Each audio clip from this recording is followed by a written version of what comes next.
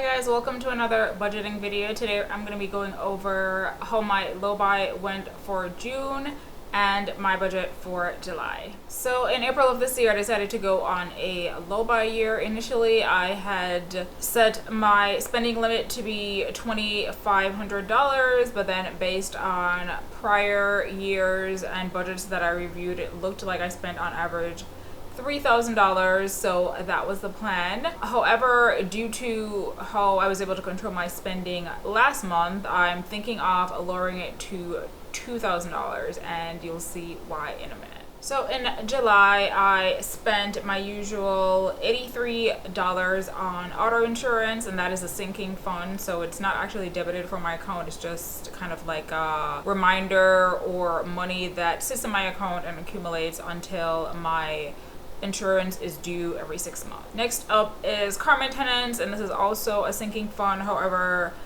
I did actually have to go and get an oil change this month, and it worked out to be $47, which is a little bit more than I generally like to spend. Normally I have coupons or some sort of discount. I usually go to Valvoline, but this time around there were no discounts, so I had to pay full price, which I don't mind doing because I'm usually in and out of there pretty quickly versus other places that I've been to that charge less.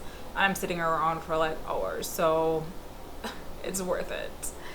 Next up is gasoline, and I spent $122 and I budgeted $145. Following category is bills and utilities, and in that one I have internet $50, my cell phone, which is $70 for 2 lines, and utilities came in at $38, and I had originally budgeted $50, so I spent $12 less than budgeted. After that we have entertainment, and that just consists of my subscriptions, so newspapers and magazines, which come out to be $19. For food and dining, I spent $332 on groceries, so I was over budget. My original budget was $300 and I was $32 over, which is fine because if you've watched the prior month, so May's budget recap, I ended up spending less money, so it kind of evens out, so I'm okay with that. Then restaurants, I spent $22, and that is because, which you'll find out, I'll talk a little bit more about it later, but I got a full-time job, which I've been looking for a minute. But I've been kind of holding out for a particular job, and I got that job, so that is very exciting. But because of that, and you know, like the beginning parts when you start a job, doing orientation and whatnot, you usually are with your other colleagues, and I decided to buy lunch out versus bringing my own lunch, which is what I normally do and will be doing once I start working there full-time. Next up is gifts and donations. I spent $10 on a donation for one of my co-workers, and then health and fitness, my dental insurance was $37, so this one is another major change. Normally I have to pay for my medical and dental insurance because, as you guys know, I was working on a contractor-like basis, so I didn't have any benefits, and so I had to pay for my own benefits essentially. However, since I'm going to be starting full-time in a few days, I no longer have to pay for health insurance. So my medical insurance was paid 1 month ahead, so I was already squared away for June, so I didn't have to pay for that. And then the dental insurance is every month, so I did have to pay for the month of June. Come July, I won't have to pay any more medical insurance, which is awesome because, as you've seen in my other budget, it works out to be around $421 every month, which definitely adds up. Next up is home, and under that I have home insurance, which is another sinking fund for $28, and I pay that annually. Homeware is spent $30 on some water bottles because it's summertime and I needed more water bottles. And then maintenance and fees for my home works out to be $200. Personal care, I spent $8 at TJ Maxx for my favorite lip balm from Laneige, which was at a steep discount. Well, at least it was 50% off. Normally it's $14 to $15 if you buy it at Sephora, but they had it for $8, which is nice. And then shopping, the Mint app has recategorized one of my returns as clothing, but it's not. But essentially I spent $14 on clothing because I had some gift cards that I had to use up, and I still had an excess of the gift card amount, so I paid $14. And then jewelry, I spent $278 on this necklace that I got, which, I don't know, I have a love-hate relationship with spending money on jewelry. Like, I like particularly gold jewelry and obviously diamonds as well, but it tends to be very expensive even for something as dainty and small as this, but I like it, so I'm going to keep it. I did buy something else as well. I bought a pair of earrings. However, when I got them, they were entirely too small, so those were returned. So that's why it says I had spent $593, but in actuality, it was just the $278 because I returned the earrings. So in total, for the month of June, I spent $1,274, which is a huge difference from my usual budgets recaps, which usually I'm spending in excess of $3,000. So I've hit a major milestone, and I'm excited about that because I no longer have to pay for health insurance, and I've decided to make a effort to spend less money overall. So it's been working out, so hopefully I can stick to my new limit of $2,000 for my low buy months. So my July budget is going to be a little bit different than my previous budgets for a couple of reasons. As I mentioned before, I got a full-time job, so that affects my benefits and how I get paid. So now I have benefits, as I mentioned before, so a lot of things will be taking out pre-tax, which they kind of were in my other job as well. However, no, I don't have to pay for insurance out of pocket, and the insurance that I pay for pre-tax is considerably less than the amount that I had to pay on the healthcare marketplace. So that's a huge difference. And then additionally, my pay structure is changing. So I will be getting paid monthly versus bi-weekly, as I did with my other job. However, because I have been working my other job up until this point, I will be getting 2 paychecks from that job and then an additional 2 paychecks from my new job. Because of the way my old job fell and my new job, I ended up working both of those jobs in July because I had to divvy my hours between the two because I could not immediately start on my full-time job. So I'll be starting my full-time job in July, but I still have some residual pay from both jobs, which I'm going to be getting in July, as you'll see in a few. So essentially I have a 4 paycheck month, which is pretty awesome. Additionally, I will finally be going on vacation for the first time in over a year, because one of my favorite spots to visit is Europe, and now it is open to vaccinated Americans finally. So I'm going to be planning a vacation for fall of this year. However, the money will more than likely be coming from my vacation fund, which I have been funding every month for the last few years or so. So you may or may not see it in my future budgets, or I may make a separate budget about how much money I spent for the vacation. So stay tuned for that.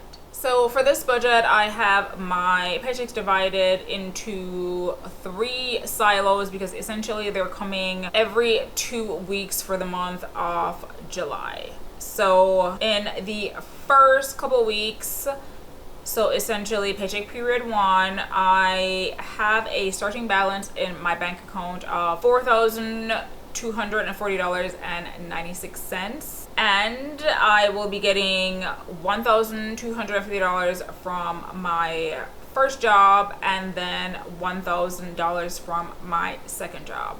So these amounts are money that I decide to pay myself beyond the money that I put away for investing, saving, and retirement. So this is money that I dedicate to living expenses and then any extra spending that I decide to do throughout the month. So in total, for deposits for the first third of the month, I expect $2,250.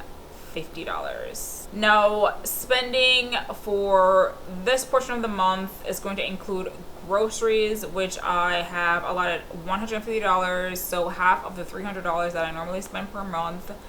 And then gas is $75, so half of the $150 that I usually spend per month.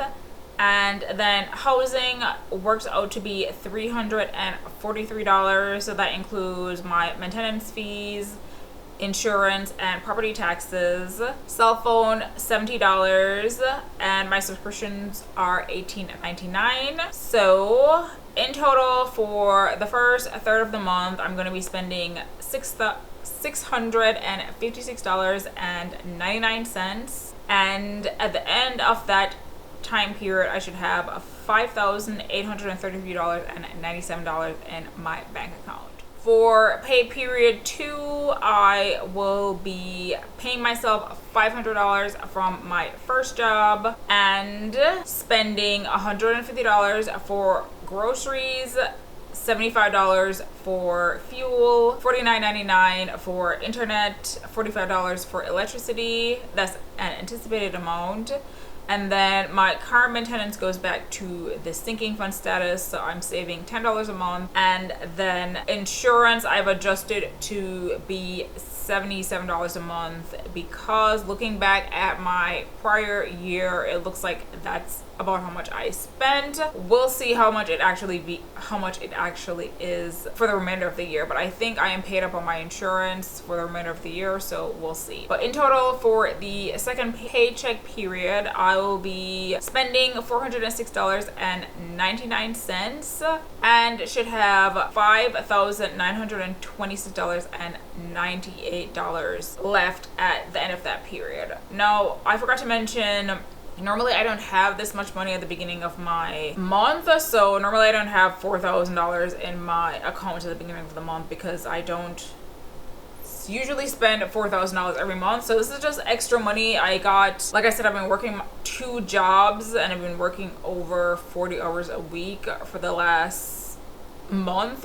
So I've gotten some extra money in that regard. So I'm thinking I'm going to more than likely put the money in savings or use it to fund my vacation or invest it. So we'll see what happens then, because as you're going to see in the third paycheck period, I'm going to have a lot of money left over, which doesn't need to happen. Like, it needs to be allocated to something useful. So third paycheck period, I will have deposit of $2,000 from my now full-time job, and that is essentially going to partially fund next month's expenses. So I have no expenses in that period that should be happening. That doesn't mean that's not going to happen, but I don't anticipate anything needing to get paid during that point. So the end of the month, so end of July, I should have $7,926.98 in my checking account. So like I said, part of that will be for the month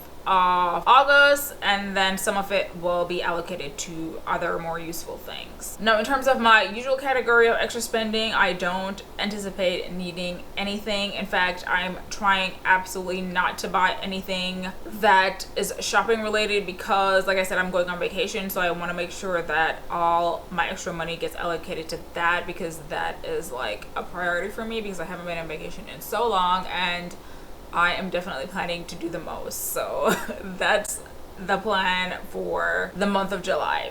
So in total, I should have an income of $4,750 for the month. My living expenses work out to be $1,063.98. And if I stick to that budget, I should be able to save $3,686.02, and that is the difference between the income for the month and my cost of living. It doesn't include the starting balance, which I have to allocate to something else. So that is it for my July budget. Let me know if you have had any major changes this month or anticipate anything else new happening in your life, or if you're planning on going on vacation for this year or have already gone. Let me know how that went, because it should be interesting to see how things are post-pandemic. So that's it for my June low buy recap and July budget. I will see you in the next video. Bye bye.